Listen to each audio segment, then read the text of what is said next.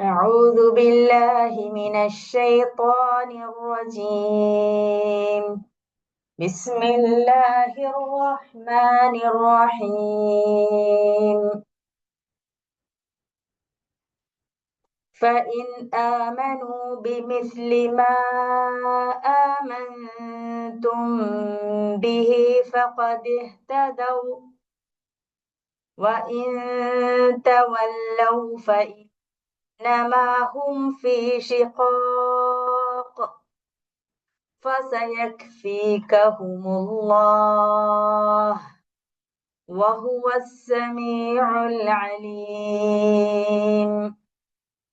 صبغة الله ومن أحسن من الله صبغة ونحن له عابدون. എന്നിട്ട് നിങ്ങൾ വിശ്വസിച്ച പോലെ അവരും വിശ്വസിക്കുന്നുവെങ്കിൽ അവർ സന്മാർഗം പ്രാപിച്ചവരായി. എന്നിട്ട് നിങ്ങൾ വിശ്വസിച്ച പോലെ അവരും വിശ്വസിക്കുന്നുവെങ്കിൽ അവർ സന്മാർഗം പ്രാപിച്ചവരായി. പിന്മാറുന്നുവെങ്കിലോ അവർ കക്ഷി മാത്സര്യത്തിലാണെന്നു സ്പഷ്ടം. അവർക്കെതിരെ നിന്നെ സംരക്ഷിക്കുന്നതിന് മതിയായവനാകുന്നു അള്ളാഹുവെന്ന് സമാധാനിച്ചു കൊള്ളുക. എല്ലാം കേൾക്കുന്ന സർവജ്ഞനല്ലോ അവൻ. പറയുവിൻ, നിങ്ങൾ അള്ളാഹുവിന്റെ വർണ്ണം സ്വീകരിക്കുക. അവന്റെ വർണ്ണത്തെക്കാൾ ഉത്കൃഷ്ടമായി ആരുടെ വർണ്ണമുണ്ട്? ഞങ്ങൾ അവന് മാത്രം അടിമത്തം അർപ്പിക്കുന്നവരുമാകുന്നു.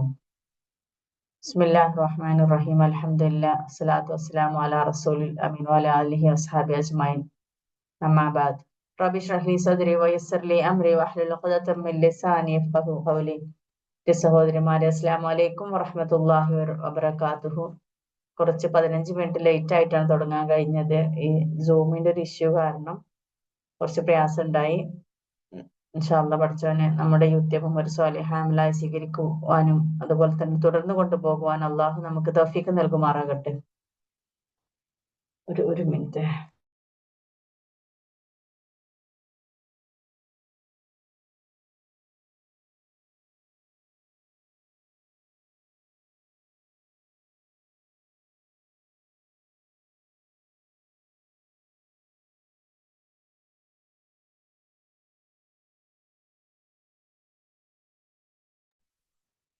അതായത് സൂറത്തുൽ ബഖറയിലെ 136 ആയത്തുകളാണ് നമ്മൾ ചർച്ച ചെയ്ത് കഴിഞ്ഞത്.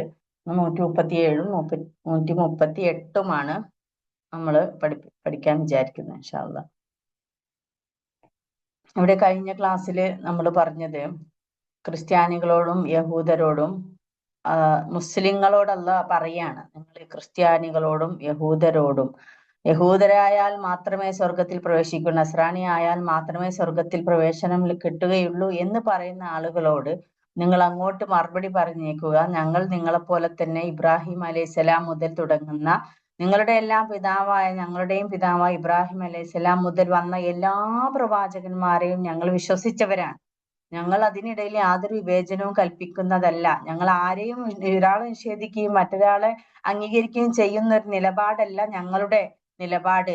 നിങ്ങൾ ചിലർ അസത്യവാന്മാരെന്നും ചിലർ നിങ്ങൾ വധിച്ചു കളയുകയും ചെയ്യുന്നു. പക്ഷെ ഞങ്ങൾ എന്ന് പറഞ്ഞാൽ മുസ്ലിങ്ങളായവർ എന്ന് പറയുന്നത് അള്ളാഹുവിൽ അടിമത്തം പൂർണ്ണമായി സ്വീകരിച്ച ഒരാൾ അള്ളാഹുവിൽ നിന്ന് വന്ന എല്ലാ പ്രവാചകന്മാരെയും ഒരുപോലെ ഒരു യാതൊരു വിവേചനവും ഇല്ലാതെ അംഗീകരിക്കുന്നവരാണ് എന്ന് അവരോട് മറുപടി പറഞ്ഞിട്ടുകൊണ്ടാണ് നിർത്തിയത്.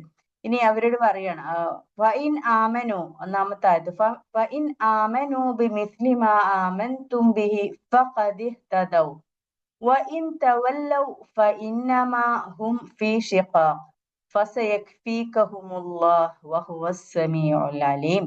എന്നിട്ട് നിങ്ങൾ വിശ്വസിച്ച പോലെ അവരും വിശ്വസിക്കുന്നുവെങ്കിൽ അവർ സന്മാർഗം പ്രാപിച്ചവരായി. പിന്മാറുന്നുവെങ്കിലോ അവർ കക്ഷി മാത്സര്യത്തിലാണെന്ന് സ്പഷ്ടം. അവർക്കെതിരെ നിന്നെ സംരക്ഷിക്കുന്നതിനും മതിയായവനാകുന്നു അള്ളാഹു എന്ന് സമാധാനിച്ചു കൊള്ളുക. എല്ലാം കേൾക്കുന്ന സർവജ്ഞനല്ലോ അവൻ. അതായത് ഇനി അള്ളാഹ് പറയാണ്, ഇനി അവരിത്രയൊക്കെ പറഞ്ഞാലും നിങ്ങൾ വിശ്വസിച്ച പോലെ അവർ വിശ്വസിച്ചാലും അവരും ഹിദായത്തിലായി കഴിഞ്ഞു, അത്രേ ഉള്ളൂ. അതായത് നിങ്ങൾ വിശ്വസിച്ച പ്രവാചകനായ മുഹമ്മദ് സ്വല്ലല്ലാഹു അലൈഹി വസല്ലം അവര് വിശ്വസിച്ചാൽ നിങ്ങളെപ്പോലെ തന്നെ അവരും അള്ളാഹുവിന്റെ നല്ല അടിമകളായി മുസ്ലിങ്ങളായി മാറി സന്മാർഗം കിട്ടിയവരായി. എന്നാൽ പിന്തിരിഞ്ഞു പോയാൽ അവരെന്താണ്?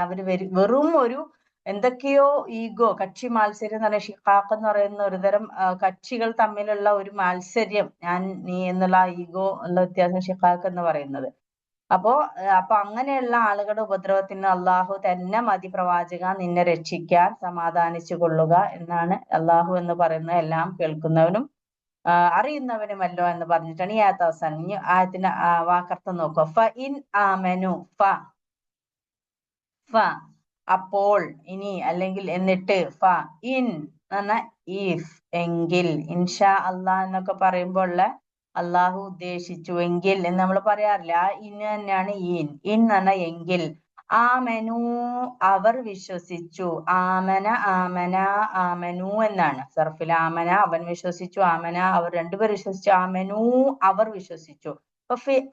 ഇൻ ആമനു എന്നിട്ട്, അല്ലെങ്കിൽ എന്നിട്ട് ഇനി എന്താണ്? അവർ വിശ്വസിക്കുകയാണെങ്കിൽ, എങ്കിൽ, ബി കൊണ്ട്, മിസ്ല് എന്ന് പറഞ്ഞ പോലെ, മിസ്ല് പോലെ, മിസ്ല് പോലെ എന്നും മസല് എന്നാണ് ഉദാഹരണം എന്നാണ്. മസലുല്ലദീന ഹുമ്മിലു തൗറാത്താണ് മസല് ഉദാഹരണം. മിസ്ല് പോലെ. ഈ ബി മിസ്ലി ഏതുപോലെ? മാ എന്താണോ എങ്ങനെയെന്ന് വെച്ചാൽ അതൊന്ന്, മാ ആമൻതും, മാ എന്ന് പറഞ്ഞ ഇവിടെ ഏതൊന്നിലാണോ എന്താണോ മാമൻതും നിങ്ങൾ വിശ്വസിച്ചു. ആമന ആമന ആമനു അതിന്റെ സർഫ് 14 നമ്മൾ പറഞ്ഞു നോക്കുമ്പോൾ ആമൻതും എന്നവിടെ വരും. അതിന്റെ ഇടയിൽ വരുന്ന നിങ്ങൾ വിശ്വസിച്ചു എന്നുള്ളതിന് ആമൻതും, അൻതും എന്നതിന്റെ തുമാണ് അൻതും, ആമൻതു എന്നുള്ളത്. അപ്പൊ നിങ്ങൾ വിശ്വസിച്ചതുപോലെ അവർ വിശ്വസിക്കുകയാണെങ്കിൽ, ഇവിടെ വ്യത്യാസം മനസ്സിലായില്ല. ആമനു എന്ന് പറഞ്ഞാൽ അവർ വിശ്വസിച്ചു എന്നാണ്, ആമൻതും എന്ന് പറഞ്ഞാൽ നിങ്ങൾ വിശ്വസിച്ചു. രണ്ടും വേർഡ് വരുന്നത് ആമന എന്ന് വിശ്വസിച്ചു എന്നുള്ളതിൽ നിന്നാണ്. നിങ്ങൾ വിശ്വസിച്ചു ബിഹി അതിൽ, അതായത് നിങ്ങൾ വിശ്വസിച്ച ഏതെന്നാണോ അതിൽ അവർ വിശ്വസിക്കുകയാണെങ്കിൽ, ബിഹി എന്ന് പറഞ്ഞാൽ ആ ഒരു എന്താണോ അത് എന്താണോ അത്, ബി എന്ന് പറഞ്ഞാൽ കൊണ്ട്, ഹി അതുകൊണ്ട്, അപ്പൊ അതിൽ നിന്നുള്ള അർത്ഥത്തില് അങ്ങനെ അവർ വിശ്വസിക്കുകയാണെങ്കിൽ, ഫ അപ്പോൾ, ഖദ് തീർച്ചയായും, ഇഹ്തദൗ അവരെന്തായി? അവർ സന്മാർഗം പ്രാപിച്ചവർ. ഇഹ്തദൗ എന്ന് പറഞ്ഞാൽ അവർ സന്മാർഗം പ്രാപിച്ചിട്ടുണ്ട്. അതും ഇതുപോലെ സർഫ്. നമ്മൾ ഇതിന്റെ മുന്നേ ഗ്രാമറിലെ 14 ഫോമും ഒരു ക്ലാസ്സിൽ പഠിപ്പിച്ചിട്ടുണ്ടായിരുന്നു. എങ്ങനെയാണ് അത് വരിക എന്ന്. ഫാല, ഫാല, ഫാലു എന്നുള്ള ഫോം. അപ്പൊ അതുപോലെ ഇഹ്തദൗ എന്ന് പറഞ്ഞാൽ അവർ സന്മാർഗത്തിലായി എന്നാണ്. ഇഹ്തദ എന്ന് പറഞ്ഞാൽ അവൻ സന്മാർഗത്തിലായി, ഇഹ്തദൗ എന്നുള്ളത് അവർ സന്മാർഗത്തിലായി. അപ്പൊ അപ്പോൾ ഖദ് തീർച്ചയായും. എന്തുകൊണ്ടാണ് ഖദ് എന്നുള്ളത് ഖദി എന്നായത്? ഖദി എന്നാവാൻ കാരണം ഇൽത്തിഖാഉ സാക്കിനയാണ്. ഇൽത്തിഖാഉ സാക്കിന നമ്മളെ രണ്ട് സുക്കൂനുകൾ ഒരുമിച്ച് ഒരു സ്ഥലത്ത് മീറ്റ് ചെയ്യുമ്പോൾ, ഇൽത്തിഖാ എന്ന് പറഞ്ഞ സംഗമം അല്ലെങ്കിൽ അത് മീറ്റ് കണ്ടുമുട്ടുമ്പോൾ ആദ്യത്തെ അക്ഷരത്തിന്റെ സുക്കൂന് ഹറക്കത്താക്കി മാറ്റണം. ആദ്യത്തെ അക്ഷരത്തെ മുതഹരിക്കാക്കി മാറ്റുക. മുതഹരിക്കാക്കുക എന്ന് പറഞ്ഞാൽ ഹറക്കത്ത് ഇടുക എന്നർത്ഥം. ഹറക്കത്തുള്ള അക്ഷരമാക്കി മാറ്റുക. അപ്പൊ ഫഖദി എന്നായത് അത് ശരിക്കും സുക്കൂനാണ്. ഖദ് എന്നുള്ളത് അത് സുക്കൂന് മാറ്റി ദി എന്നാലേ, അല്ലെങ്കിൽ എന്താവും? ഓതാൻ തന്നെ കഴിയില്ല നമുക്ക്. ഫഖദ് ഇഹ്തദൗ എന്ന് ഓതേണ്ടി വരും. ഒരു ഫ്ലുവൻസിയോ അല്ലെങ്കിൽ ഒരു കണക്ഷനോ കിട്ടില്ല നമുക്ക്, അവിടെ ഒരു ബ്രേക്ക് വരും. അപ്പൊ ഫഖദ് ഇഹ്തദൗ എന്നാവും. ഓക്കെ, ഫഖദ് ഇഹ്തദൗ. അപ്പൊ ഫഖദ് തീർച്ചയായും. ഞാൻ പറയുന്നത് കേൾക്കുന്നുണ്ടല്ലേ? നെറ്റിന് ചെറിയൊരു പ്രോബ്ലം ഉണ്ടോ എന്നൊരു ഡൗട്ട് ഉണ്ട്. സ്ലോ കണക്ഷൻ ആണെന്ന് തോന്നുന്നു. ഫഖദ് ഇഹ്തദൗ, ഫഖദ് ഇഹ്തദൗ, ഫഖദ് തീർച്ചയായും, ഇഹ്തദൗ എന്ന് പറയുമ്പോൾ നിങ്ങൾ അവർ സന്മാർഗം പ്രാപിച്ചു. ആൻഡ് ഇൻ എങ്കിൽ, തവല്ലൗ അവർ പിന്തിരിഞ്ഞു പോവുകയാണെങ്കിൽ. തവല്ല യതവല്ല എന്നുള്ള വാക്കാണ് ട്ടോ. തവല്ല യതവല്ല. അപ്പൊ ഇൻ എങ്കിൽ, തവല്ലൗ അവർ പിന്മാറുകയാണെങ്കിൽ. ഈ വാക്കും അതുപോലെ തന്നെ ഇഹ്തദ എന്നുള്ള ആ ഒരു ഫോമിലുള്ള വാക്കാണ്. ഇഹ്തദ എന്നുള്ളത് അവസാനം ഇഹ്തദൗ എന്നാവുന്ന പോലെ തവല്ല എന്ന വാക്കുള്ളത് കണ്ടില്ലേ? ഇതുപോലെ അക്ഷരങ്ങൾ ലാസ്റ്റ് വരുന്നത് തവല്ലൗ എന്നാവുക, അവർ ചെയ്ത്, അല്ലാതെ തവല്ലൂ എന്നല്ല. ആമന ആമന ആമനു എന്നുള്ള പോലെ അല്ല. ഈ അവസാനം ഇതുപോലെ യാ വരുന്ന, ഈ ഫത്തഹിന് ശേഷം വരുന്ന യാ ഉണ്ടല്ലോ, അങ്ങനെയുള്ള വാക്കുകൾ ഇതുപോലെയാണ്. വല്ലൗ, അതുപോലെ ദഔ എന്നാ വരിക. അപ്പൊ അവർ പിന്തിരിഞ്ഞു പോവുകയാണെങ്കിൽ, അപ്പോൾ ഇന്നമാ തീർച്ചയായും, ഹും അവർ, ഫി എന്തിലാണ്? ഫി എന്ന് പറഞ്ഞാൽ ഷിഖാഖിലാണ്. അതായത് എതിർപ്പ്, അതൊരു തരം കക്ഷി മാത്സര്യം, ഒരു തരം ഈഗോ, മാത്സര്യ ബുദ്ധിക്കാണ് ഷിഖാഖ് എന്ന് പറയാം. ഇവിടെ ഷഖഖ് എന്ന് പറഞ്ഞാൽ ഇതസമാവും ഷഖത്ത് അറിയില്ലേ, അതായത് ആകാശം പൊട്ടിപ്പിളരാന്നുള്ള, അതായത് ഒരുതരം പിളർപ്പ്, ഒരു ഭിന്നിച്ചു പോകുന്ന തരത്തിലുള്ള ഒരു പിളർപ്പ് തന്നെ ഷിഖാഖ് എന്നുള്ളത് പറയാം. അപ്പൊ ഇവിടെ 2-3 വാക്ക് മാത്രമാണ് നമുക്ക് പുതിയതായിട്ട് പഠിക്കാനുള്ളത്. ഇഹ്തദൗ എന്ന് പറഞ്ഞാൽ സന്മാർഗം പ്രാപിച്ചു, തവല്ലൗ പിന്തിരിഞ്ഞു, ഷിഖാഖ് കക്ഷി മത്സരം. ഇങ്ങനെ 3 പുതിയ ഒരു വാക്കുകൾ. ബാക്കിയെല്ലാം നമുക്ക് ഓരോരോ വാക്കുകൾ, ഇന്നമാ, ഹും, അതൊക്കെ നമുക്ക് സാധാരണ ആയിട്ട് വരുന്ന വാക്കുകളാണ് ഫി എന്നുള്ളത്. അപ്പൊ ഫൈൻ ആമനു, ഇനി അവർ ഒന്നുകൂടി പറഞ്ഞു നോക്കൂ. ഫൈൻ ആമനു, അവർ വിശ്വസിക്കുകയാണെങ്കിൽ, ബി കൊണ്ട്, മിസ്ലി പോലെ, മാ എന്താണോ, ആമൻതും നിങ്ങൾ വിശ്വസിച്ചത് പോലെ, ബിഹി അതിൽ, ഫ അപ്പോൾ, ഖദ് തീർച്ചയായും, ഇഹ്തദൗ അവർ സന്മാർഗം പ്രാപിച്ചു. ഇനി വ ആൻഡ് ഇൻ എങ്കിൽ, തവല്ലൗ അവർ പിന്തിരികയാണെങ്കിലോ, ഫ അപ്പോൾ, ഇന്നമാ തീർച്ചയായും, ഹും അവർ എന്താണ്, ഫി ഇൽ ഷിഖാഖിലാണ്. മനസ്സിലായില്ലേ? നീ എന്നിട്ട് അള്ളാഹ് പറയുന്നത് ഫ സയക്ഫീകഹുമുല്ലാ, ഈ വാക്കുണ്ടല്ലോ ഫ സയക്ഫീകഹുമുല്ലാ, ഇതില് ഒരുപാട് വാക്കുകൾ വരുന്നുണ്ട്. അള്ളാഹ് എന്നുള്ള വാക്ക് പിന്നെ അള്ളാഹ് എന്നുള്ളത് തന്നെ. ഫസയക്ഫീകഹും എന്നുള്ള വാക്ക് നമ്മൾ ഡിവൈഡ് ചെയ്യുമ്പോൾ എത്ര എണ്ണം വരുന്നുണ്ട്? ശരിക്കുള്ള ഇതിലെ വാക്ക് എന്താണെന്നറിയോ? ഒരു വേർഡ് എന്ന് പറഞ്ഞ വെക്കാബുലറി കഫ യക്ഫി എന്നാണ്. ഈ മഞ്ഞയിൽ നോക്കൂ, കഫ യക്ഫി എന്ന് മാത്രമാണ്. അപ്പോ ഈ കഫ എന്നുള്ള വാക്കാണ് ഈ രൂപത്തിലാകുന്നത്. മനസ്സിലായല്ലോ? ഫസയക്ഫീകഹുമുല്ല, ഫ അപ്പോൾ, അതിനെ ഡിവൈഡ് ചെയ്ത് നോക്കൂ. ഫ അപ്പോൾ, സ ആകും, സ സൗഫ, നിങ്ങൾക്ക് അറിയാലോ. സ എന്ന് പറഞ്ഞാൽ ഫ്യൂച്ചറിനെ പറയാൻ വേണ്ടി ഏതൊരു മുലാരിയായ വാക്കിന്റെ കൂടെയും സ ഓർ സൗഫ എന്ന 2 അക്ഷരങ്ങൾ ഏതെങ്കിലും ഒന്ന് ചേർത്താൽ അത് ഫ്യൂച്ചർ ആവും. അങ്ങനെ ആകും എന്നുള്ള അർത്ഥത്തിൽ ആകും. സ ഫ അപ്പോൾ സ യക്ഫി, യക്ഫി എന്നുള്ളതാണ് വാക്ക് ഇവിടെ. ഖഫ എന്ന് പറഞ്ഞാൽ മതി, ഖഫ യക്ഫി മതിയാകുന്നു. മനസ്സിലായില്ലേ? ഖഫ മതി, കഫി മതിയാകുന്നു. ഈ കഫ ഒരുപാട് സ്ഥലത്ത് വരാറുണ്ടല്ലോ, പ്രാർത്ഥനകളിലൊക്കെ ഉണ്ടെന്ന് തോന്നുന്നു. കഫ ഒരുപാട് സ്ഥലത്ത് വന്നാണ്. മതി അല്ലെങ്കിൽ അത് തന്നെ ധാരാളം എന്നുള്ള അർത്ഥം, ഇനഫ് എന്നൊക്കെ ഉള്ള അർത്ഥമാണ്. ഖഫ യക്ഫി, അപ്പൊ മതിയാകുന്നതാണ്. ക നിനക്ക്, ഫസ യക്ഫി ക എന്ന് പറഞ്ഞാൽ നിനക്ക്, അതായത് പ്രവാചകനോട് പറയാണ് നിനക്ക്. ക എന്നുള്ള ഈ ക എന്നുള്ളത് ഏതാണ്? നമ്മളെ ക എന്നുള്ളത് ദമീർ ഉണ്ടല്ലോ, ആ കാണ് ഇവിടെ. ഹും എന്ന് പറഞ്ഞാല് അവർക്കെതിരിൽ നിന്ന്, അവർക്കെതിരെ നിന്നെ, നിനക്ക് ആരെ മതി? അള്ളാഹു മതിയാകും എന്നാണ് ഈ പറയുന്നത്. മനസ്സിലായില്ലേ? ഇവിടെ ഫ എന്നുള്ളൊരു വാക്ക് സാ വേറൊരു അർത്ഥം വരുന്നു, യക്ഫി എന്നുള്ളതൊരു വാക്ക്, ക എന്നുള്ളതൊന്ന്, ഹും എന്നുള്ളത് അവർ എന്നുള്ള അർത്ഥത്തിൽ 5 തരം വാക്കുകൾ ചേർന്നാണ് ഈ ഫസ യക്ഫീകഹുമുള്ള എന്നുള്ള വാക്ക് വന്നിരിക്കുന്നത്. മനസ്സിലായല്ലോ? അതായത് അവർക്കെതിരിൽ നിനക്ക് അള്ളാഹു മതിയാകും. ഇനി അതായത് അവർ ഇനിയും ഈ ഒരു ഷിക്കാക്കിൽ നിന്നിൽ വിശ്വസിക്കാതെ അവരുടെ ഇടയിലുള്ള ഈഗോ കാരണം അവർ പിന്മാറുകയാണെങ്കിലോ, ഫസയക്ഫീകഹുമുള്ള നിനക്ക് ആര് മതി? അവർക്കെതിരിൽ നിന്നെ രക്ഷിക്കാൻ അള്ളാഹു മതി, അള്ളാഹ് മതിയായവനാണ് എന്നർത്ഥം. വ ആൻഡ് ഹുവ അവൻ, അതായത് അള്ളാഹു ആണ് ഇവിടെ ഉദ്ദേശിക്കുന്ന. ഹുവ അവൻ, അസ്സമീ ആണ്, അൽ അലീമാണ്, അതായത് നിങ്ങൾക്കിടയിലുള്ള എല്ലാ പ്രശ്നങ്ങളും കേൾക്കുന്നവനാണ്, അൽ അലീമാണ് എല്ലാം അറിയുന്നവനാണ്. അപ്പൊ ഇവിടെ അള്ളാഹു ഓരോ കാര്യങ്ങളും നിരീക്ഷിച്ചു കൊണ്ടിരിക്കുന്നു. അവര് പറയുന്നത്, അവരുടെ ഹൃദയങ്ങളിലെ എന്താണ് ചിന്തകൾ, അവർ എന്തുകൊണ്ട് വിശ്വസിക്കാതിരിക്കുന്നു, അവർക്കിടയിലുള്ള ഈഗോ, പ്രവാചകനോടുള്ള അവർക്കുള്ള എതിർപ്പ് എന്താണ്, ഇതൊക്കെ കൃത്യമായി അറിയുന്നവൻ അൽ അലീമായ റബ്ബ്, അവര് പറയുന്നതെല്ലാം കേൾക്കുന്നവനായ റബ്ബിന് അറിയാം. ആ റബ്ബ് മതി നിന്നെ ഇവരുടെ ഉപദ്രവത്തിൽ രക്ഷിക്കാൻ അള്ളാഹു മതി എന്നില്ലല്ലേ? ഹസ്ബി അള്ളാഹു നിഅമൽ വക്കീൽ, ഹസ്ബി അള്ളാഹ് എന്ന് നമ്മൾ പറയാറില്ല, ഹസ്ബി അള്ളാഹു നിഅമൽ വക്കീൽ. അവിടെയും അള്ളാഹു മതിയായവനാണ്, എനിക്ക് അള്ളാഹ് തൃപ്തിപ്പെട്ടു എന്നുള്ള അർത്ഥത്തിൽ ഹസ്ബി അള്ളാഹു. അപ്പൊ അള്ളാഹു മതി എന്നുള്ള, അതായത് ഇത്രയും ഉപദ്രവം ഉണ്ടായാലും അവരിൽ നിന്നൊക്കെ രക്ഷിക്കാൻ അള്ളാഹു സുബ്ഹാനഹു തആല ഭയങ്കര കഴിവുള്ളവനും ശക്തിമാനും എല്ലാത്തിനും കഴിവുള്ള റബ്ബ്. അതായത് ഇബ്രാഹിം നബിയെ തീനെ തണുപ്പാക്കിക്കൊണ്ട് ശത്രുക്കളിൽ നിന്ന് രക്ഷിച്ച, അതുപോലെ മൂസാ നബിയെ കടൽ പിളർത്തിക്കൊണ്ട് ശത്രുക്കളിൽ നിന്ന് രക്ഷിച്ച ആ അള്ളാഹു തന്നെ മതി നിന്നെയും ഇവരുടെ ഉപദ്രവത്തിൽ നിന്ന്. അവർ വിശ്വസിക്കുന്നില്ലെങ്കിൽ അവർ നിനക്കെതിരെ എന്തെങ്കിലും ഉപദ്രവം ചെയ്യാൻ ഉദ്ദേശിക്കുന്നു, അതിൽ നിന്ന് രക്ഷിക്കാൻ നിനക്ക് അള്ളാഹു തന്നെ മതി എന്നാണ് പറയുന്നത്. മനസ്സിലായില്ലേ? ഇനി ഈ ആയത്തിന്റെ അർത്ഥം ഒന്ന് ഇപ്പൊ തന്നെ പഠിച്ചിട്ട് പോവാ. ക്ലാസ്സിൽ തന്നെ പഠിച്ചു കഴിഞ്ഞാൽ ബുദ്ധിമുട്ടില്ല. ഫഇൻ ആമനു, അവർ വിശ്വസിക്കുകയാണെങ്കിൽ, ബിമിസ്ലിമ ആമൻതും, നിങ്ങൾ വിശ്വസിച്ച എന്താണോ ആ ഒരു ഇതിൽ അവർ വിശ്വസിക്കുകയാണെങ്കിൽ, ഫഖദ് ഇഹ്തദൗ, അപ്പോൾ അവരും സന്മാർഗത്തിലായി. തീർച്ചയായും അവർ ഇനി അവരെങ്ങനെയാണെങ്കിലോ തവല്ലോ, പിന്തിരിയുകയാണെങ്കിൽ, ഫഇന്നമാ, തീർച്ചയായും, ഹും അവർ എന്തിലാണ്, ഫീ ഇൽ ഷിഖാഖിലാണ്, അതായത് ഈഗോയിലാണ്. അപ്പോൾ സയക്ഫീകഹും, അവർക്കെതിരിൽ നിനക്ക് മതിയായവനാകും. ആര്? അള്ളാഹു. അള്ളാഹു തന്നെ മതിയായവനാകും. ആൻഡ് ഹുവ, അവൻ ആരാണ്? അസ്സമിയാണ്, എല്ലാം കേൾക്കുന്നവനാണ്. സെമിയ എന്നുള്ള വാക്ക് സെമിയ, കേട്ടു എന്നുള്ള വാക്ക് എന്നുള്ളതാണ് അസ്സമിയ എന്ന് വരുന്നത്.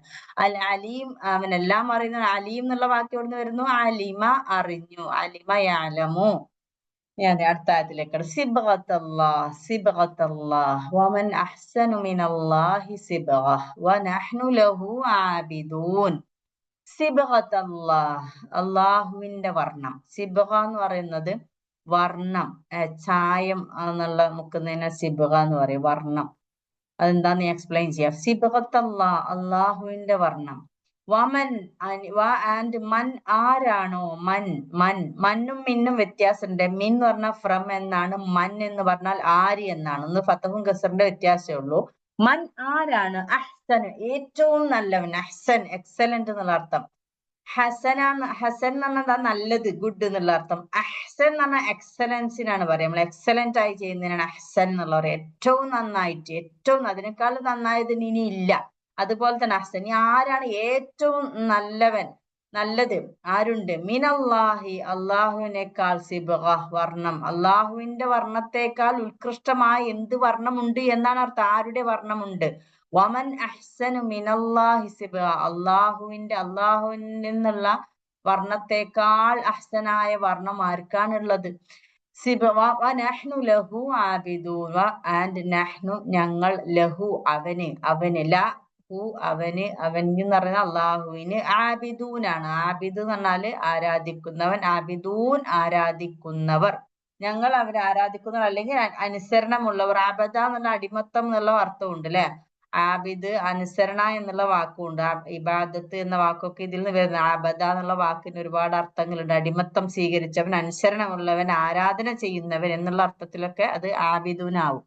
അപ്പൊ ഞങ്ങൾ അള്ളാഹുവെ നിനക്ക്, ലഹു, അവൻക്ക് ആബിദൂനാണ്. ഇവിടെ വാക്കർത്ഥം നോക്കൂ. സിബ്ഗത്തല്ലാഹി, അള്ളാഹുവിന്റെ വർണ്ണം. ഇവിടെ വർണ്ണം എന്താ, ഇവിടെ എന്താ ഉദ്ദേശിച്ച എക്സ്പ്ലനേഷനിൽ പറയാം. മൻ, ഇതിന്റെ അർത്ഥം, ആദ്യ വാക്കിന്റെ അർത്ഥം നോക്കൂ. സിബ്ഗത്ത് പുതിയൊരു വാക്കാണ് കേട്ടോ. വർണ്ണം എന്നുള്ള അർത്ഥം. സിബ്ഗത്ത്, വർണ്ണം. വർണ്ണം അറിയാലോ അല്ലെ, കളർ എന്നുള്ള അർത്ഥം. ആൻഡ് മൻ, ആരാണ്, അഹ്സൻ, ഏറ്റവും നല്ലവൻ, വിശിഷ്ടൻ, ശ്രേഷ്ഠൻ, മിനല്ലാഹ്, അള്ളാഹുവിൽ നിന്ന്. അതായത് ഇവിടെ ബെറ്റർ ദാൻ എന്നുള്ള അർത്ഥം. ഈ അഹ്സൻ ഇതുപോലത്തെ വാക്കൊന്ന് ശ്രദ്ധിച്ചാൽ മതി. ഇംഗ്ലീഷിലൊക്കെ ഗ്രേറ്റർ ദാൻ, ബെറ്റർ ദാൻ അങ്ങനെ പറയുന്നതിലാണ് അഹ്സൻ എന്നുള്ള വാക്കിന് ശേഷം വരുന്ന ഒപ്പം മിന വെച്ചിട്ടാ വരിക. ഖുറാനിൽ മൊത്തത്തിലൊന്ന് ശ്രദ്ധിച്ചു നോക്കുക ആ ഒരു പ്രയോഗം. ഇപ്പൊ ഇംഗ്ലീഷിൽ കുറെ ഗ്രാമർ ഇല്ലേ, അതുപോലെ അഹ്സൻ എന്നുള്ള വാക്ക് പിന്നെ ബെറ്റർ എന്നുള്ള ഫോമാണ്. ബെറ്റർ. അപ്പോ ബെറ്റർ കഴിഞ്ഞു കഴിഞ്ഞാൽ നമ്മൾ എന്തോ ഉപയോഗിക്കും? ദാൻ എന്നുള്ള ഒരു വാക്ക്, ബെറ്റർ ദാൻ എന്ന് പറയൂല, അതുപോലെയാണ് അഹ്സനുമിൻ എന്ന് പറയുന്നത്. അഹ്സനുമിൻ. ഓക്കെ. അപ്പൊ ഈ അഹ്സനു മിനല്ലാ, അള്ളാഹുവിനേക്കാൾ വിശിഷ്ടരുണ്ട്. സിബ്ഗത്തൻ, വർണ്ണത്താൽ അള്ളാഹുവിനേക്കാൾ വലിയ ശ്രേഷ്ഠൻ ആരുണ്ട്? ആൻഡ് നഹ്നു, ഞങ്ങൾ, ലഹു, അവന്, ആബിദൂനാണ്. ആബിദ് ആരാധിക്കുന്നവൻ, ആബിദു ഞങ്ങൾ ആരാധിക്കുന്ന, വഴിപ്പെടുന്നവൻ എന്നുള്ള അർത്ഥമൊക്കെ വരും. അപ്പൊ ഇവിടെ നമ്മൾ ഈ സിബ്ഗത്തിന്റെ കാര്യത്തിൽ കുറച്ച് മനസ്സിലാക്കേണ്ട ഒരു കാര്യം, ഈ വാക്യം രണ്ടു വിധത്തിൽ പരിഭാഷപ്പെടുത്താൻ. ഈ വാക്ക് നിങ്ങൾ ശ്രദ്ധിച്ചോ? സിബ്ഗത്തല്ലാ എന്ന് മാത്രമേ പറഞ്ഞുള്ളൂ. അള്ളാഹുവിന്റെ വർണ്ണം എന്താണല്ലോ അതുകൊണ്ട് പറഞ്ഞതെന്ന് പറഞ്ഞിട്ടില്ല. നിങ്ങൾ സ്വീകരിക്കുക എന്നോ പറഞ്ഞിട്ടില്ല. ഇനി അവര് സ്വീകരിക്കുക അതും പറഞ്ഞിട്ടില്ല. ആരോടാണ് ഈ പറയുന്നത്? സിബ്ഗത്തല്ലാഹ്, അള്ളാഹുവിന്റെ വർണ്ണം എന്ന് പറഞ്ഞു. അതായത് അള്ളാഹുവിന്റെ വർണ്ണം ഇനി അവരോട് നിങ്ങൾ സ്വീകരിക്കൂ എന്നാണോ പറയുന്നത്, അതോ ഞങ്ങൾ സ്വീകരിച്ചിരിക്കുന്നു എന്നാണോ പറയുന്നത് അറിയില്ല. അതായത് ഇവിടെ മുസ്ലിങ്ങളും ക്രിസ്ത്യാനികളുമാണല്ലോ സംഭാഷണത്തിൽ ഉള്ള രണ്ട് കൂട്ടർ. അതിൽ ഈ അള്ളാഹുവിന്റെ വർണ്ണം സ്വീകരിക്കുവിൻ എന്നാണ് ഇവിടെ അർത്ഥം കൊടുത്തിരിക്കുന്നത്. അത് നിങ്ങൾ സ്വീകരിക്കുവിൻ എന്നാണോ അതോ ഞങ്ങൾ അത് സ്വീകരിച്ചവരാണ് എന്ന് ഇവര് പറയാണോ എന്നുള്ളത് അത് മനസ്സിലാകുന്നില്ല ഈ ആയത്തില്. മനസ്സിലായില്ലേ? മുസ്ലിങ്ങൾ അവരോട് പറയുന്നു നിങ്ങൾ അത് സ്വീകരിക്കുവിൻ അള്ളാഹുവിന്റെ വർണ്ണം. അതാണോ? അവരെന്നെ പറയാണ് ഞങ്ങൾ ഈ വർണ്ണം സ്വീകരിച്ചവരാണ്, അള്ളാഹുവിന്റെ വർണ്ണം എന്ന് മാത്രം പറഞ്ഞ് ഇവിടെ നിർത്തിയില്ല. അപ്പൊ രണ്ട് തരത്തിലും ഇതാവാം എന്നാണ് ഇവിടെ പറയുന്നത്. ഞങ്ങൾ അള്ളാഹുവിന്റെ വർണ്ണം സ്വീകരിച്ചിരിക്കുന്നു എന്നും നിങ്ങൾ അള്ളാഹുവിന്റെ വർണ്ണം സ്വീകരിക്കുക എന്നും ഈ രണ്ട് വാക്യത്തിൽ അത് പറയാം. കാരണം അത് ഒരു ഹിഡൻ ആക്കി വെച്ചിരിക്കുകയാണ് അള്ളാഹ് എന്താണെന്നുള്ളത്. തങ്ങളുടെ മതത്തിൽ പ്രവേശിക്കുന്ന വ്യക്തിയെ ആദ്യമായി സ്നാനം ചെയ്യിക്കുക എന്ന ചടങ്ങ് ക്രിസ്ത്യാനിസം ഉത്ഭവിക്കുന്നതിന് മുമ്പ് യഹൂദരിൽ നടപ്പ അത് നിങ്ങൾക്ക് അറിയാം. ഈ ബാപ്റ്റിസം എന്ന് പറയുന്ന ഇതറിയില്ലേ ക്രിസ്ത്യാനികൾക്കിടയിലുള്ള ജ്ഞാനസ്നാനം മാമോദീസ എന്നിവര് പറയുന്നത്. അത് ക്രിസ്ത്യാനികൾക്കിടയിൽ ഇപ്പൊ നമ്മൾ വളരെ കോമൺ ആയിട്ട് കാണാം. കുട്ടികളൊക്കെ മാമോദീസ മുക്കൽ ചടങ്ങ എന്ന് പറയുന്നത് കേൾക്കാം. ബാപ്റ്റിസം എന്ന് പറയും. അത് ഈ ക്രിസ്ത്യാനികളിൽ വരുന്നതിന് മുമ്പ് തന്നെ ജൂതന്മാരിൽ ഉണ്ടായിരുന്ന ഒരു ചടങ്ങായിരുന്നു അത്. അതായത് മതത്തിൽ പ്രവേശിക്കുന്ന വ്യക്തിയുടെ പാപങ്ങളെല്ലാം അതോടെ നീങ്ങിയെന്നും അവന്റെ ജീവിതം പുതിയ വർണ്ണം സ്വീകരിച്ചു കഴിഞ്ഞുവെന്നുമാണ് ഈ സ്നാനത്തിന്റെ അർത്ഥം. അതായത് അതോടുള്ള പാപങ്ങളെല്ലാം അവരുടെ മതത്തിലേക്ക് വന്ന ആളുടെ അതോടുള്ള എല്ലാം കഴുകിക്കളയുന്ന ഒരു സ്നാനം. സ്നാനം എന്ന് പറഞ്ഞാൽ കുളി എന്നാണല്ലോ പറയുന്നത് അല്ലെ? സ്നാനം ആ ഒരു വെള്ളത്തിൽ എന്തോ ഒരു ഇതിൽ ആക്കിയിട്ട് അവർ ചെയ്യുന്ന ആ ചടങ്ങിനെ ആ കുളി അതോടുകൂടി എല്ലാം കഴിഞ്ഞു. ഇതേ ചടങ്ങാണ് പിന്നീട് ക്രിസ്ത്യാനികളും കൈക്കൊണ്ട് ഇന്ന് അവരുടെ സാങ്കേതിക നാമം സ്നാനത ബാപ്റ്റിസം എന്നാണ്. അറബിയിൽ ഇതിന് ഇസ്തിബാഹ് വർണ്ണം കൊടുക്കൽ എന്നാ പറയാ. അതായത് ഒരാൾക്ക് ഒരു വർണ്ണം കൊടുക്കുക. അവരുടെ ആ കുട്ടിയെ എടുത്തിട്ട് അത് അയാൾക്ക് ഒരു ഇന്ന രീതിയിൽ ഒരു വർണ്ണം കൊടുക്കും. ഇസ്തിബാഹ് എന്നുള്ള വാക്ക് സിബഹത്ത് എന്ന വാക്കിൽ നിന്ന് വരുന്നതാണ്. സ്വാദാണ് കേട്ടോ. ഇസ്തിബാഹ് എന്ന് മലയാളത്തിൽ പറയുമ്പോൾ നമുക്ക് സ്വാദും സീനും മലയാളത്തിൽ ഒരുപാട് എഴുതാൻ കഴിയില്ലല്ലോ ഇസ്തിബാഹ് എന്ന് എഴുതുമ്പോ. അപ്പൊ ഇസ്തിബാഹ് ആണ് ഇവിടെ ഇസ്തിബാഹ്. ഈ സിബഹത്ത് എന്ന വാക്കിന്റെ സിബഹ എന്നുള്ള സ്വാദും ഹായും ബായും ആണ് ഇവിടെ. ഇസ്തിബാഹ് എന്ന് പറയുന്ന ആ വാക്കാണ് ഇതിൽ അറബിയിൽ പറയുന്ന വാക്ക്. വർണ്ണം കൊടുക്കൽ എന്ന് പറയുന്നു. പുതുതായി മതത്തിൽ പ്രവേശിക്കുന്നവർക്ക് മാത്രമല്ല ശിശുക്കൾക്കും ഈ ചടങ്ങ് നടത്താറുണ്ട്. ഇതിനെപ്പറ്റിയാണ് ഖുർആൻ പറയുന്നത്. ഈ വർണ്ണം കൊടുക്കൽ ചടങ്ങിൽ എന്തിരിക്കുന്നു? അള്ളാഹുവിന്റെ വർണ്ണം സ്വീകരിക്കുകയാണ് വേണ്ടത്. അതാകട്ടെ ഏതോ സ്നാനജലം കൊണ്ടല്ല, അള്ളാഹുവിന്റെ അടിമത്ത മാർഗം അംഗീകരിക്കുന്നത് കൊണ്ടാണ് ഇങ്ങനെയുള്ള ഒരു വർണ്ണം ആ ഒരു മനുഷ്യനുണ്ടാകുന്ന. അള്ളാഹുവിന്റെ അടിമത്തം എന്ന ഒരു ഒരു രീതിയാണ് അത് സ്വീകരിക്കുന്നത്. അപ്പാണ് അള്ളാഹുവിന്റെ വർണ്ണം കൊടുക്കലാവുക എന്നാണ് ഇവിടെ പറയുന്നത്. അല്ലാതെ ഒരു കുളിയിലല്ല എന്നാണ് പറയുന്നത്. ഇവിടെ നമ്മൾ രണ്ടു മൂന്ന് കാര്യം ഈ രണ്ടായത്തുകളുടെ വിശദീകരണത്തില് പറഞ്ഞത്, അതായത് ഈ ക്രിസ്ത്യാനികളും ജൂതന്മാരും പറഞ്ഞിരുന്നല്ലോ സന്മാർഗം പ്രാപിക്കണമെങ്കിൽ യഹൂദരോ ക്രിസ്തുമതമോ സ്വീകരിച്ചേ തീരൂ എന്ന വേദക്കാരുടെ വാദത്തിനുള്ള ഒരു മറുപടിയാണ് ഈ ഒരു ആയത്ത് പറയുന്നത്. നിങ്ങൾ വിശ്വസിച്ച പോലെ അവർ വിശ്വസിക്കാണ് നിങ്ങൾ സന്മാർഗം പ്രാപിക്കുന്ന ആയത്ത് വരുന്നത്. ഈ വേദക്കാരുടെ ഈ ഒരു ജൽപ്പനമുണ്ടല്ലോ, ഞങ്ങള് ക്രിസ്ത്യാനി ആയാലേ സ്വർഗത്തിൽ പോവുകയുള്ളൂ എന്നുള്ള അതിനുള്ള ഒരു മറുപടി ആയിട്ടാണ് പറയുന്നത്. വേദവാഹകരും ബഹുദൈവ വിശ്വാസികളും എല്ലാം മുസ്ലിങ്ങൾ വിശ്വസിക്കുന്ന അതേ പ്രകാരം അള്ളാഹുലും അവൻ നിയോഗിച്ച എല്ലാ പ്രവാചകന്മാരിലും അവർ പഠിപ്പിച്ച സന്മാർഗ പാഠങ്ങളിലും യാതൊരു വിവേചനവും ഇല്ലാതെ വിശ്വസിക്കുകയാണെങ്കിൽ ഫൈൻ ആമനു എന്ന് പറഞ്ഞില്ലേ, ബിമിസ്ലിമ ആമൻതും എന്നതിന്റെ എക്സ്പ്ലനേഷനാ പറഞ്ഞത് കേട്ടോ. അതായത് അള്ളാഹു എല്ലാവർക്കും എല്ലാത്തിലും വിശ്വസിക്കുകയാണെങ്കിൽ തീർച്ചയായും അവർ ഈ അന്ത്യപ്രവാചകനിലും അദ്ദേഹത്തിന് അവതീർണമായ വിശുദ്ധ ഖുർആനിലും കൂടി വിശ്വസിക്കുന്നതാണ്. മനസ്സിലായോ? അതായത് അള്ളാഹു അവതരിപ്പിച്ച പ്രവാചകന്മാരിൽ യാതൊരു വിവേചനവും കൽപ്പിക്കാതെ നിങ്ങൾ വിശ്വസിക്കുന്നവരാണെങ്കിൽ നിങ്ങൾക്ക് എന്ത് മടി? പ്രവാചകൻ കൊണ്ടുവന്ന വിശുദ്ധ ഖുർആനെയും സ്വീകരിക്കാൻ നിങ്ങൾക്ക് എന്ത് മടി? ആ അള്ളാഹുവിൽ നിന്ന് വന്ന പ്രവാചകനും ഗ്രന്ഥവും തന്നെയാണ് ഈ മുഹമ്മദ് നബിയും ഈ വിശുദ്ധ ഖുർആനും. പിന്നെ എന്തിനു മടിക്കണം നിങ്ങൾ?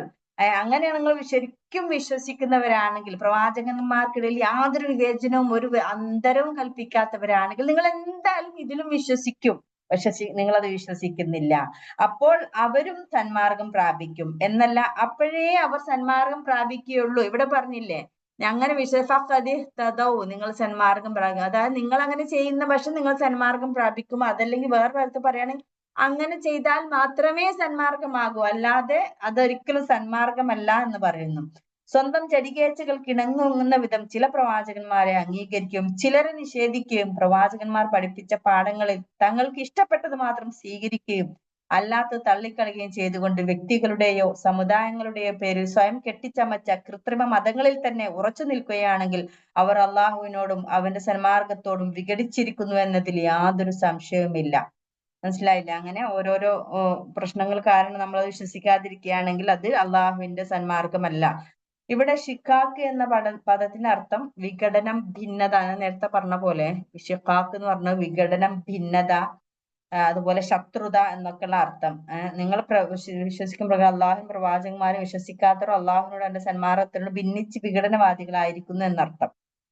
ഇവിടെ യക്ഫി എന്ന വാക്ക് പറഞ്ഞല്ലോ, ഫസയക്ഫിയ, മതിയാകും എന്നുള്ള അർത്ഥമാണ്. പര്യാപ്തമാകും, തുല്യമാകും എന്നൊക്കെ അർത്ഥമുണ്ട്. ഫസയക്ഫി, തുല്യമാകും. ഇവിടെ കുൽഹുവല്ലാഹു അഹാദിലെ വാക്കുണ്ടല്ലേ, കുഫുവൻ അഹദ്, അള്ളാഹുവിന് തുല്യമായിട്ട് ആരുമില്ല എന്നുള്ള വാക്ക്, തുല്യമാകും എന്നൊക്കെയാണ്. നിങ്ങൾ വിശ്വസിക്കുന്ന സത്യപ്രമാണങ്ങളോട് വിഘടിച്ച് സ്വയം സ്വീകൃതമായ മിഥ്യകൾ വിശ്വസിക്കുന്നവരുടെ ശത്രുതയിൽ നിന്നും ദ്രോഹങ്ങളിൽ നിങ്ങളെ രക്ഷിക്കാൻ അള്ളാഹു മതി എന്നാണ് ഫസയക്ഫിക്കഹുമുള്ള എന്നതുകൊണ്ട് ഉദ്ദേശിക്കുന്നത്.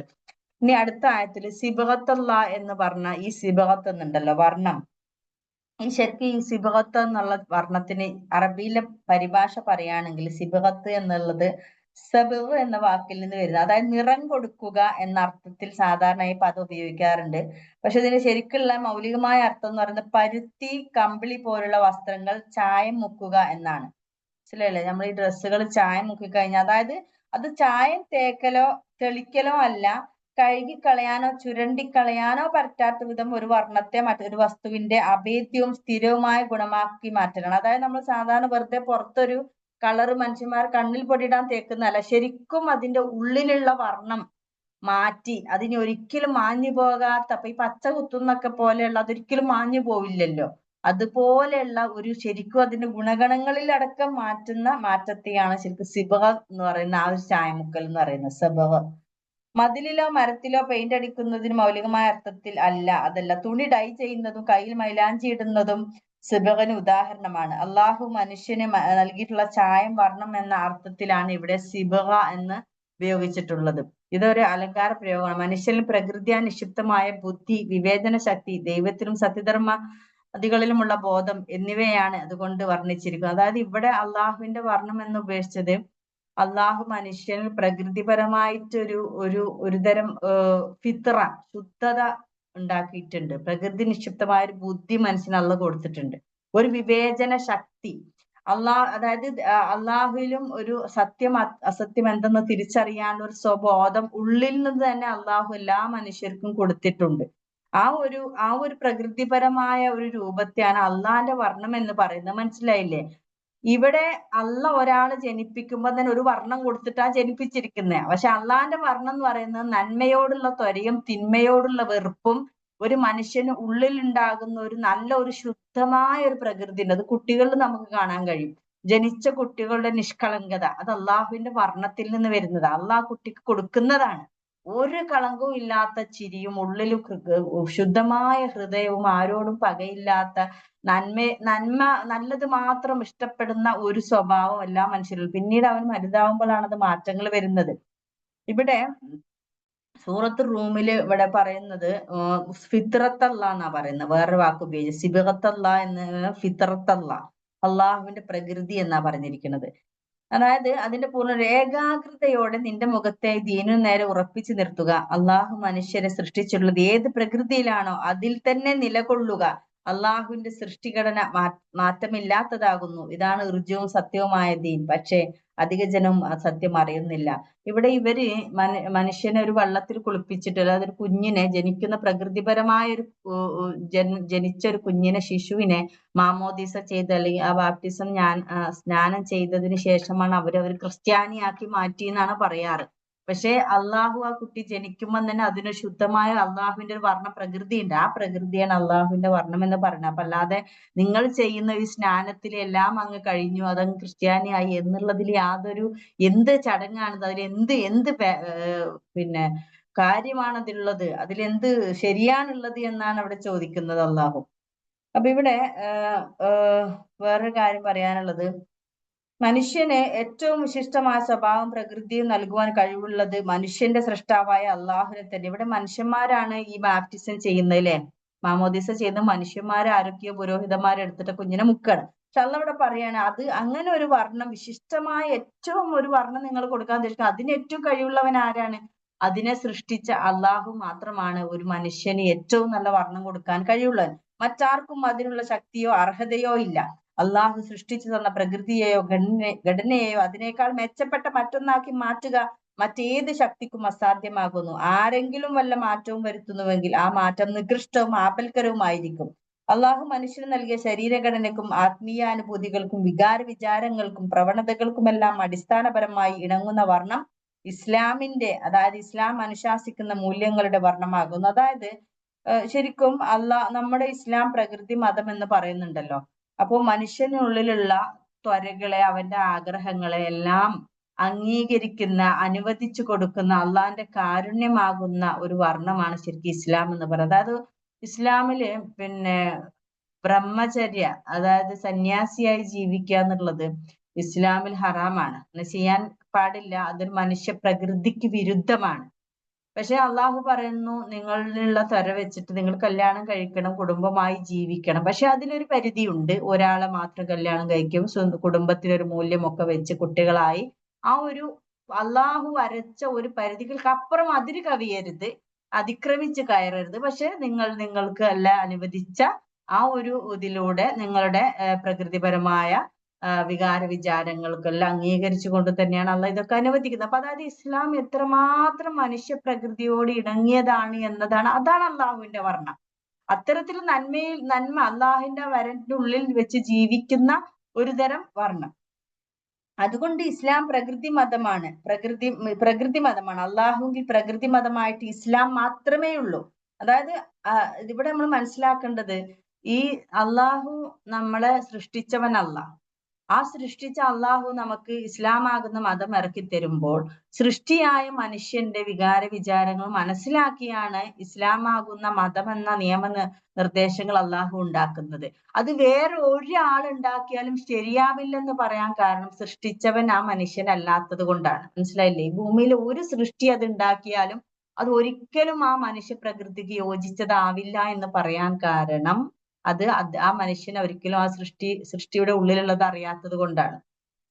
അപ്പൊ അതിനെതിരായ ഒരു മതം അള്ളാഹുവിൽ സ്വീകാര്യമല്ല. അതായത് ഇസ്ലാമിനെതിരായ ഒരു മതം പ്രപഞ്ചത്തിലെ സകല ചരാചരങ്ങൾ അനുവർത്തിച്ചു കൊണ്ടിരിക്കുന്ന ഇതേ ഇസ്ലാം തന്നെയാണ്. അതായത് നമ്മളിപ്പോ പക്ഷിമൃഗാദികളെ നോക്കുകയാണെങ്കിൽ സൂര്യൻ, ചന്ദ്രൻ എല്ലാം തന്നെ അള്ളാഹു ഒരു പ്രകൃതിപരമായിട്ടുള്ള എല്ലാത്തിനും ഓരോ ഇതുണ്ട്. ഇത്രയും സന്തുലിതമായ പ്രകൃതി സഞ്ചരിക്കണമെങ്കിൽ ഒരു ജീവി മറ്റൊരു ജീവിനെ തിന്ന്, മറ്റേതിനെ തിന്ന് വംശപരമ്പര എങ്ങനെ നിലനിർത്തി കൊണ്ടുപോകുന്ന വൃത്തി വളരെ സന്തുലിതമായി ഓരോ വർഗവും അധികരിക്കാതെ ഭൂമിയിൽ ഒരു സാധനം, ഒരു സിംഹം വർദ്ധിച്ചാൽ എന്ത് ചെയ്യും? ഭൂമിയിൽ ആകെ താളം തെറ്റും. അതുപോലെ ഒരു ജീവിയും അതിന്റെ എണ്ണം പെരുകി കഴിഞ്ഞാൽ പ്രശ്നമാണ്.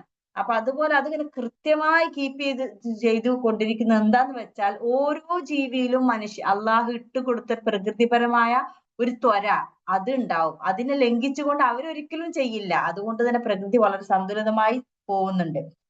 അപ്പൊ അതുകൊണ്ട് തന്നെ നിങ്ങൾ ജൂതരോ ക്രൈസ്തവരോ ബൗദ്ധരോ മുഹമ്മദിയരോ പാഴ്സികളോ ഹൈന്ദവരോ ഒന്നുമല്ല ആകേണ്ടത്. അവയെല്ലാം നിങ്ങളുടെ മുതുകിൽ അടിച്ചേൽപ്പിക്കപ്പെടുന്ന ഭാരങ്ങളും തങ്ങളുടെ മേൽ തേച്ചു പിടിപ്പിക്കുന്ന കൃത്രിമ വർണ്ണങ്ങളുമാകുന്നു. നിങ്ങൾ സ്വീകരിക്കേണ്ടത് അള്ളാഹു നിങ്ങളെ സൃഷ്ടിച്ചിട്ടുള്ളത് ഏത് പ്രകൃതിയിലാണോ ആ പ്രകൃതിയാണ്.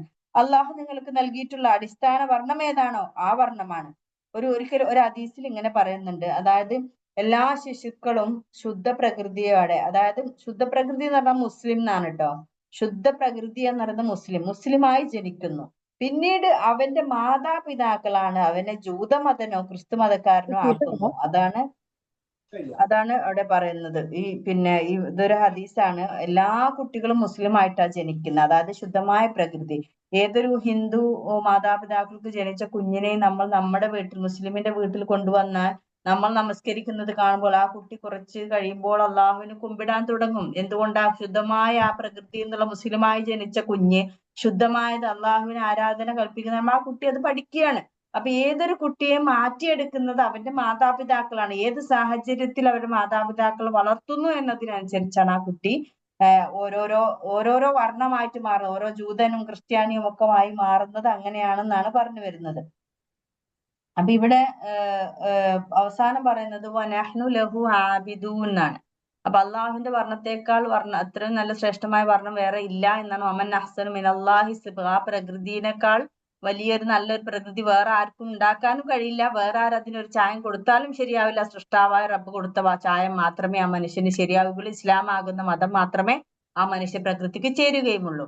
വനഹ്നു ലഹു ആബിദൂൻ. ഞങ്ങൾ അവന് ആബിദൂനാണ്. ഇവിടെ ആബിദൂൻ എന്ന വാക്കിനെ നേരത്തെ പറഞ്ഞ പോലെ അടിമത്തം സ്വീകരിക്കുക, അതായത് ഞങ്ങൾ ആ ഒരു അടിമത്തം സ്വീകരിച്ചവരാണ്. ആ അള്ളാഹുവിന്റെ വർണ്ണം സ്വീകരിച്ച അള്ളാഹുവിന്റെ അടിമത്തം, ആ പ്രകൃതിക്കുള്ളിൽ അള്ളാഹുവിന്റെ നിയമനിർദ്ദേശങ്ങൾക്കുള്ളിൽ, അള്ള പറഞ്ഞ ലിമിറ്റുകൾക്കുള്ളിൽ, നമ്മളെ സൃഷ്ടിക്കപ്പെട്ട അള്ളാഹു നമുക്ക് വേണ്ടി ഉണ്ടാക്കിയ ഞങ്ങൾക്കുള്ളിൽ സംതൃപ്തരായി ജീവിക്കുന്നവരാണ് എന്നാണ് ഇതിൽ പറയുന്നത് കേട്ടോ. സംതൃപ്തരായി ജീവിക്കുന്നവരാണ്. അപ്പൊ ഞങ്ങൾ അങ്ങനെ അള്ളാഹുവിനെ, ഇതിന് മുന്നുള്ള ആയത്ത് പറഞ്ഞത് വനഹ്നു ലഹു മുസ്ലിമൂൻ ആണ്. ആ മുസ്ലിമൂൻ പോലെ തന്നെ ഇവിടെ പറയുന്നത് വനഹ്നു ലഹു ആബിദൂൻ. മുസ്ലിമൂൻ എന്ന് പറഞ്ഞാൽ ഞങ്ങൾ മുസ്ലിങ്ങളായി, അതായത് കീഴ്പ്പെട്ടവരാണ് എന്ന അർത്ഥത്തിൽ. ഇവിടെ ഞങ്ങൾ ആബിദൂൻ എന്ന വാക്കിന് അനുസരിക്കുക, അടിമത്തം സ്വീകരിച്ച് അനുസരിക്കപ്പെട്ടവരാണ്, ജീവിതം സമർപ്പിച്ചവരാണ് എന്നൊക്കെ തന്നെയാണ്. ഇവിടെ ഈ ഒരു ആയത്താണ് ശരിക്കും നമ്മുടെ ക്രിസ്ത്യാനികൾ ചെയ്യുന്ന മാമോദിസ എന്നുള്ള ഒരു സംഭവം ഉണ്ടല്ലോ, അതിലേക്ക് ഒരു സൂചന, അത് പിന്നെ ഒരു വിമർശനമുള്ളതായിട്ട് ചില പണ്ഡിതന്മാർ അത് സൂചിപ്പിച്ചിട്ടുണ്ട്. ഈ ആയത്തില് ക്രിസ്ത്യാനികൾ ചെയ്യുന്ന മാമോദീസ സമ്പ്രദായത്തിന് നേരെ ഒരു തരം വിമർശനമുള്ളതായിട്ട് പണ്ഡിതന്മാർ സൂചിപ്പിച്ചിട്ടുണ്ട്. നവജാത ശിശുക്കളുടെ മേൽ പുരോഹിതന്മാർ മഞ്ഞ നിറത്തിലുള്ള ഒരു ജലം തളിക്കുകയാണ് മാമോദീസ മുക്കൽ. ഇതിന് ജ്ഞാനസ്നാനം എന്നും പേരുണ്ട്. ഒരാൾ ക്രിസ്ത്യാനിയായി തീരാനുള്ള അനിവാര്യമായ ഉപാധിയാണ് ഈ കൂദാശ. അതിനെക്കുറിച്ച് പ്രകൃത സൂക്തം പറയുന്നത് ഇതാണ്: ഇത്തരം കൂദാശകൾ സ്വീകരിക്കുന്നതിലൊന്നും കാര്യമില്ല. കൃത്രിമമായ ചായം പൂശിയത് കൊണ്ട് മനുഷ്യന്റെ പ്രകൃതിയിലോ ഘടനയിലോ മൗലികമായ മാറ്റമുണ്ടാവുകയോ അവൻ സത്യവിശ്വാസി സന്മാർഗമാവുകയോ ചെയ്യുന്നില്ല. മനുഷ്യ സൃഷ്ടിയിൽ തന്നെ അള്ളാഹു ഒരു വർണ്ണം നൽകിയിട്ടുണ്ട്. ഏറ്റവും വിശിഷ്ടമായ വർണ്ണമാണത്. അതാണ് അവന്റെ പ്രകൃതിയുടെ താല്പര്യം. പ്രകൃതിയിൽ നിഷിദ്ധമായ വർണ്ണം കണ്ടെത്തി ബോധപൂർവം അംഗീകരിക്കുകയും അനുസരിക്കുകയുമാണ് ജീവിത ധർമ്മം വിജയകരമായി പൂർത്തീകരിക്കാനുള്ള മനുഷ്യന്റെ ദൗത്യം. അതിനായി അവൻ ചെയ്യേണ്ടത് മനുഷ്യർക്ക് അവന്റെ യഥാർത്ഥ പ്രകൃതിയും അവന്റെ തേട്ടങ്ങളും കാണിച്ചു കൊടുക്കൽ, ദൈവത്താൽ നിയുക്തരായ പ്രവാചകന്മാരെയും അവരുടെ സന്ദേശങ്ങളെയും അനുസരിക്കുക എത്ര. ഇവിടെ ഇവരോട് പറയുന്ന വിമർശനം, ഈ മാമോദീസ മുക്കുന്നവരുടെ കുട്ടി പുറത്തൊരു മഞ്ഞ കളറിലുള്ള ഒരു ചായം മുക്കി വന്നാൽ ആ കുട്ടി മാറി ക്രിസ്ത്യാനിയായി, സത്യക്രിസ്ത്യാനിയായി എന്നാണ് ഇവർ പറയുന്നത്. പക്ഷെ അള്ള പറയുന്നത്, എങ്ങനെയാണ് ഒരു പുറത്തുള്ള ഒരു ചായം മാറ്റിയത് കൊണ്ട് മനുഷ്യൻ എങ്ങനെ മാറുക? പിന്നീട് ആ കുട്ടി ഒരു കള്ളനായി മാറിയാൽ അതെങ്ങനെ സത്യക്രിസ്ത്യാനിയാവുന്നു അല്ലെ? അതായത് ആ ഒരു വർണ്ണം, പുറത്തുള്ള വർണ്ണമല്ല മാറ്റേണ്ടത്, ഉള്ളിലുള്ള അവന്റെ ഹൃദയമുള്ള അംഗീകാരം, ആ ഒരു പ്രകൃതി, ശുദ്ധമായ നല്ലതിനോടുള്ള ഒരു ത്വര, തിന്മയെ കാണുമ്പോഴുള്ള വെറുപ്പ്, അതിനെ നമ്മൾ പരിപോഷിപ്പിക്കുക. ആ പരിപോഷിപ്പിക്കുന്ന ഒരു മതം, അത് ഇസ്ലാം സ്വീകരിക്കുമ്പോൾ അത് ശരിക്കും പരിപോഷിപ്പിക്കപ്പെടുകയാണ് ചെയ്യുന്നത്. തിന്മയോടുള്ള വെറുപ്പും നന്മയോടുള്ള ഒരു ത്വരയും, അതിലൂടെ അങ്ങ് അമല സ്വാലിഹാത്ത് ചെയ്തുകൊണ്ട് അതിലൂടെ കൂടുതൽ അള്ളാഹുവിലേക്ക് അടുക്കുമ്പോഴാണ് ശരിക്കും ആ ഒരു വർണ്ണം പൂർത്തിയാകുന്നത്. അള്ളാഹുവിന്റെ വർണ്ണം സ്വീകരിക്കപ്പെടുന്നത് അങ്ങനെയാണെന്നാണ് പറയുന്നത്.